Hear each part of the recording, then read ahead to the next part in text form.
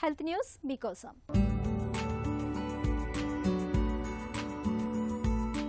తీవ్రమైన మానసిక కుంగుబాటుతో సతమతమయ్యే వారికి ఓ శుభవార్త.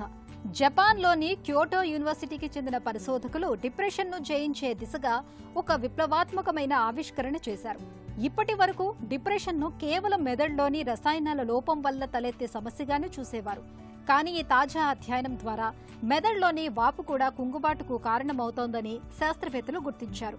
మెదడులోని రోగనిరోధక కణాలైన మైక్రోగ్లియా అతిగా స్పందించడం వల్ల మెదడులో స్వల్ప స్థాయిలో వాపు ఏర్పడుతుంది. ఈ వాపు కారణంగా మెదడులోని నరాల మధ్య సమాచార మార్పిడి దెబ్బతిని మనిషి తీవ్రమైన నిరాశలోకి వెళ్తాడు.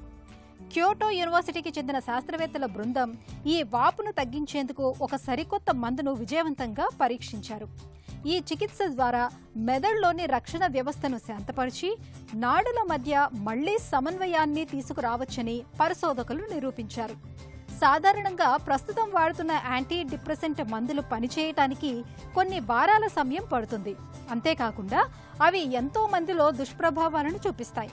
కానీ ఈ కొత్త మందు నేరుగా వాపుని తగ్గించడం వల్ల రోగిలో చాలా త్వరగా మార్పు కనిపిస్తుందని పరిశోధకులు చెబుతున్నారు.